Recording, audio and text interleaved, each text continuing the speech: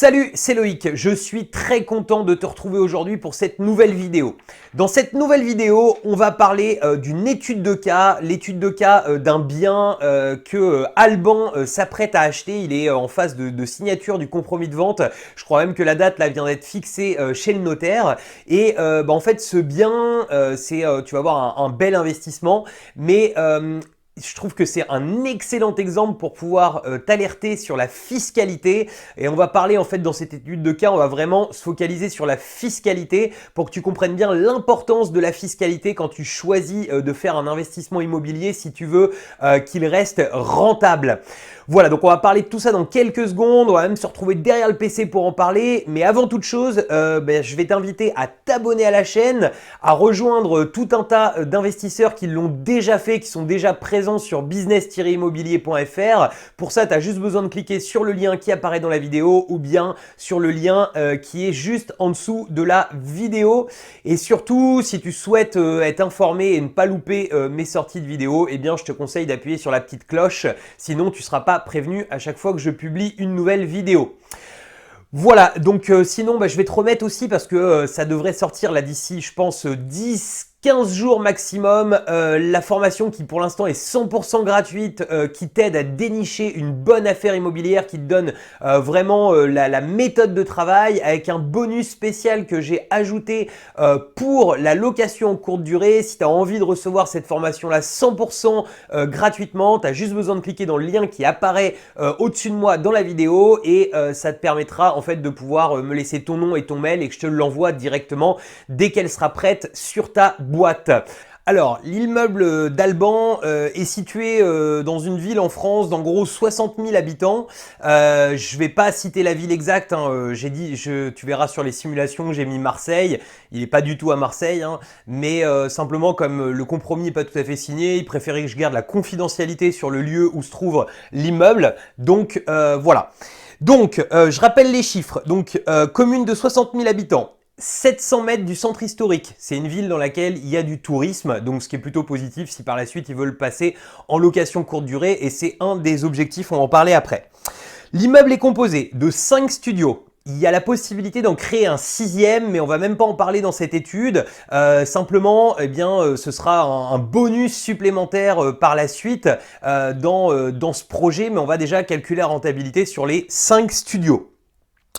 Donc l'immeuble en tout fait 120 mètres carrés. Il a été proposé donc à la base au prix de 200 000 euros, ce qui était plutôt bien placé par rapport au secteur, par rapport au prix au mètre carré dans le secteur, par rapport à la rentabilité. Il est loué à aujourd'hui en location nue et en fait à 200 000 euros. On va le voir après en détail, mais en gros on était sur un projet qui n'était pas rentable. Donc il y a eu une négociation d'effectuer de la part d'Alban et il l'a négocié à 160 000 euros.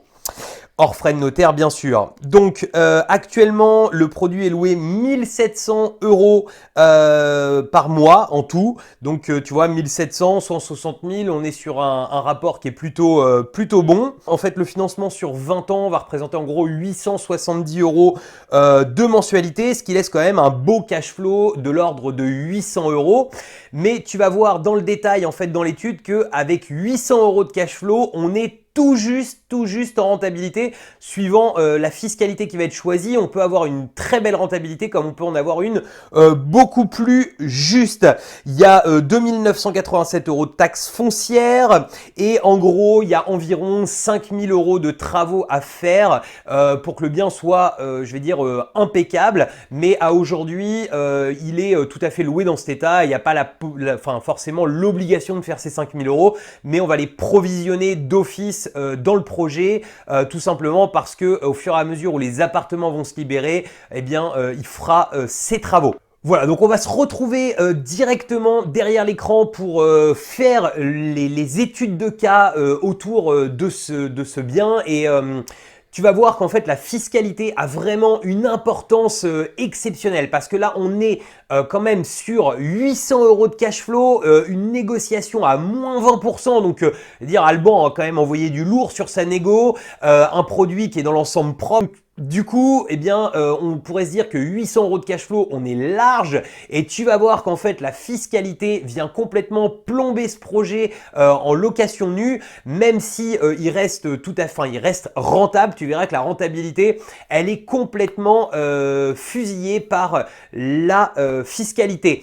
Alors, au fur et à mesure, du coup, la stratégie qu'Alban va utiliser, c'est de passer en fait les appartements de location nue vers de la location meublée au fur et à mesure pour pouvoir profiter des amortissements. Mais ça, c'est la première possibilité. Mais il a une deuxième possibilité pour pouvoir optimiser d'entrée de jeu en fait sa fiscalité sur le bien. C'est éventuellement de créer une SCI à l'IS. Et on va voir ça aussi derrière l'informatique. Tu vas voir l'importance de cette possibilité et l'incidence que ça va avoir sur sa fiscalité et surtout sur son rendement net, sur son rendement net après impôt. Voilà, on se retrouve tout de suite derrière l'ordi pour que je te fasse voir tout ça en détail. Alors voilà, on se retrouve directement derrière l'écran. Donc on se retrouve, alors j'ai pris rendement locatif, hein, c'est un site qui marche vraiment très très bien pour faire ces simulations. Donc j'ai commencé à rentrer les données de l'immeuble d'Alban. Donc on est sur un type de bien, c'est un immeuble, on est sur de l'ancien. Donc on est sur un prix de bien à 160 000 €. On a mis 5 000 € de travaux de rénovation, on a mis 120 mètres carrés. Alors la ville, on s'en fout, hein. J'ai mis Marseille parce qu'il faut mettre une ville, mais voilà, je te l'avais dit, on n'est pas à Marseille. Le loyer mensuel, donc 1 700 €, c'est le prix que c'est loué à aujourd'hui. Alors les provisions sur charges locataires, on a mis 0. Alors il y en a un petit peu, mais en réalité, il y a vraiment presque rien, parce qu'il est en pleine propriété de l'immeuble, il n'y a pas de copropriété.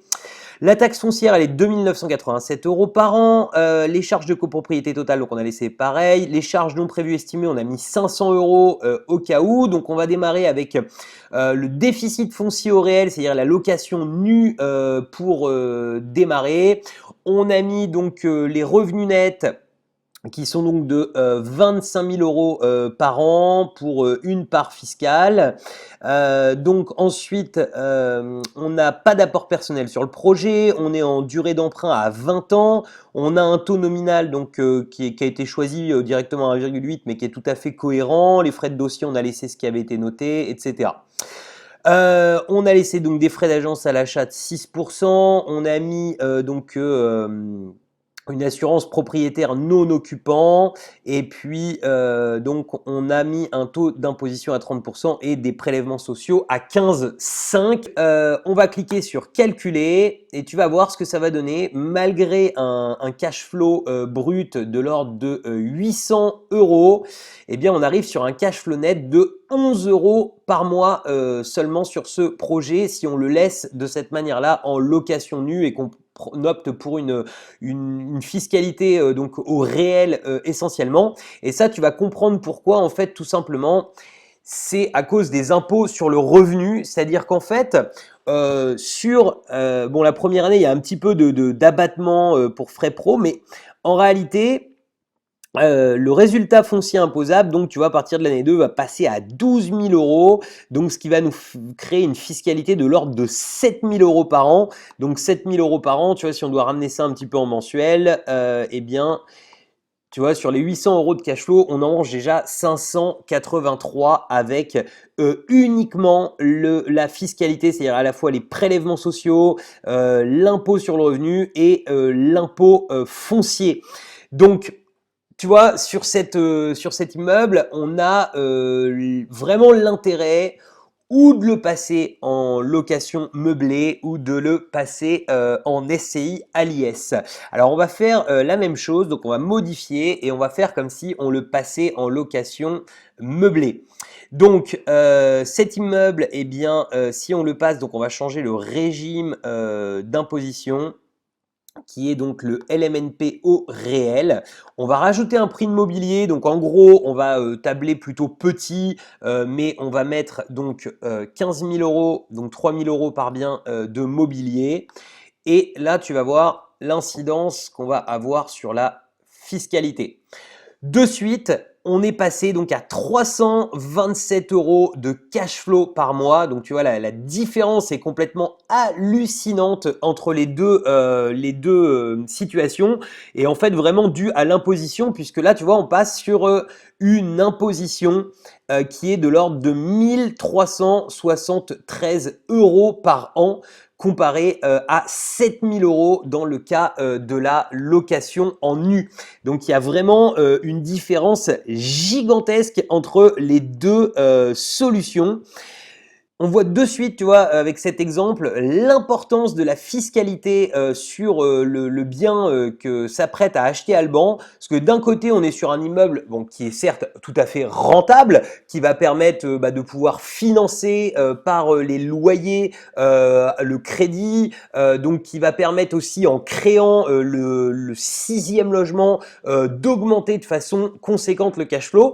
Mais tu vois, par contre, si on avait réalisé en fait un investissement directement en meublé, on serait tout de suite sur un cash flow bien plus positif, sachant que là, dans les 327 € par mois, on n'a même pas encore le sixième logement créé. Et en réalité, on a un investissement sur lequel on va avoir une autre possibilité qui est de créer en fait une SCI à l'IS.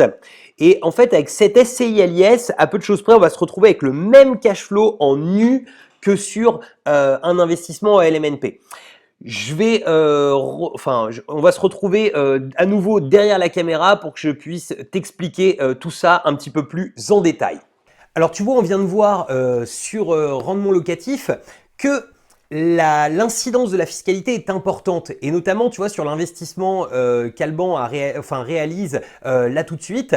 Eh bien je te parlais d'SCI à l'IS. Alors j'ai pas pu te simuler ça parce qu'il faut être premium en fait sur il faut payer l'abonnement sur rendement locatif pour pouvoir le simuler dans le détail. Bon, pour ça moi perso j'ai un petit outil que j'utilise pour le faire, mais ça avait pas de grand intérêt de te le faire. Ce que je voulais vraiment t'expliquer à travers cette étude de cas, c'était que comment marche en fait une SCI à l'IS, comment marche le LMNP, quelle est la force de cette méthode d'investissement, cette méthode de déclaration fiscale. Eh bien, en LMNP, pourquoi est-ce qu'on a tendance à gagner entre guillemets plus?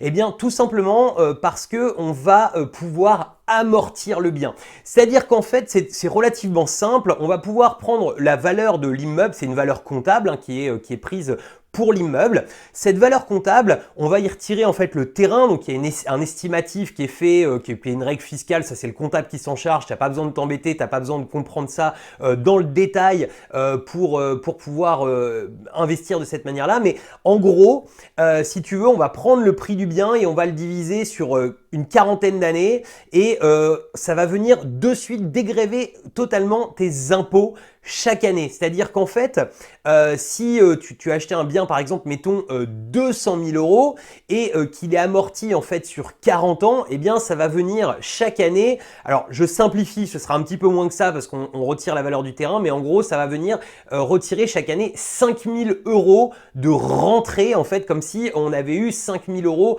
de rentrée en moins sur le bien. C'est-à-dire comme si on avait vendu nos loyers 5 000 € moins cher. Ce sont des charges qui passent par l'amortissement. Alors pour les puristes, effectivement, ce ne sont pas des charges mais un amortissement. On est tout à fait d'accord, ça n'est pas la même chose.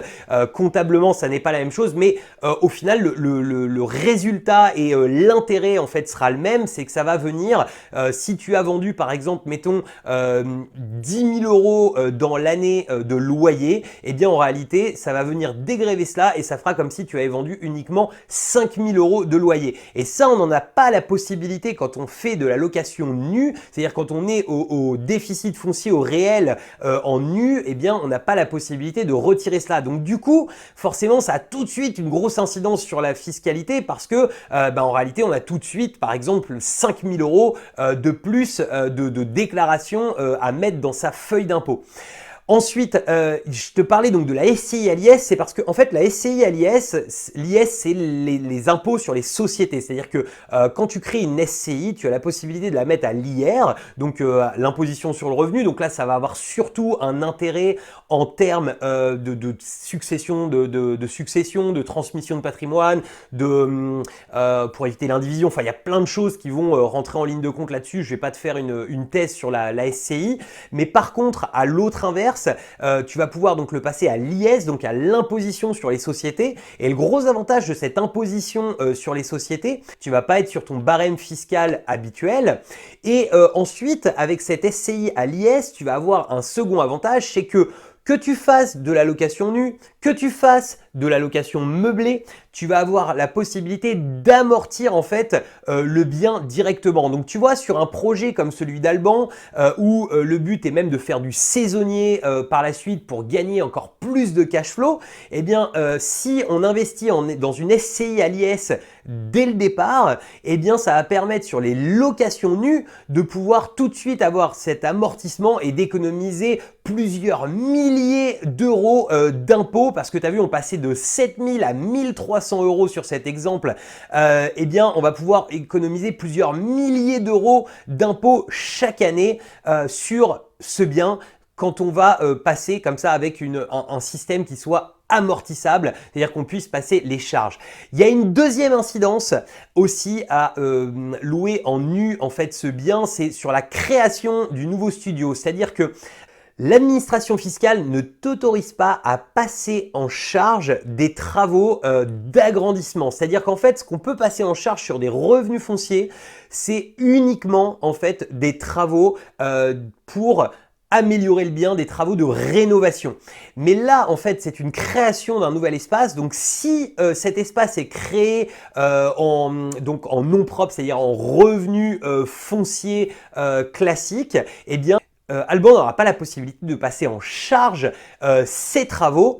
Donc pour ça, il aura deux solutions, soit donc lancer une activité de LMNP, donc de loueur en meublé non professionnel, de façon en fait à passer cet investissement et ses travaux en fait dans son activité de loueur en meublé non professionnel, ou bien sinon, s'il fait le choix de la SCI à l'IS pour l'ensemble de l'immeuble, eh bien Alban aura la possibilité en fait de pouvoir passer cela en charge dans sa SCI à l'IS.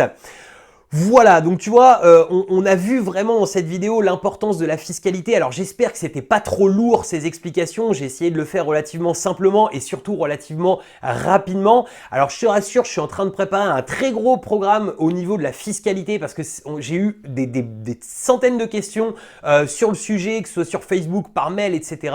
C'est hyper important, surtout quand tu achètes des immeubles, parce que souvent dans un immeuble, tu as des fois une partie de l'immeuble qui est louée en meublé, une partie de l'immeuble qui est loué en nu, c'est un casse-tête pas possible pour optimiser la fiscalité de tout ça. Et donc du coup, j'ai préparé un très gros programme qui s'appelle la fiscalité de A à Z. Donc je te parlerai de ça dans les semaines à venir, t'inquiète pas.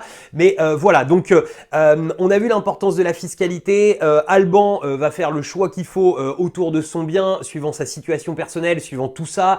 C'est aussi quelque chose qui est important. Je t'ai donné là de manière générale quelles sont les possibilités, tu vois, qui s'offre à toi sur un bien comme celui-ci, mais chaque bien est différent, chaque bien a ses particularités. Voilà, donc écoute, j'espère que cette vidéo t'a plu.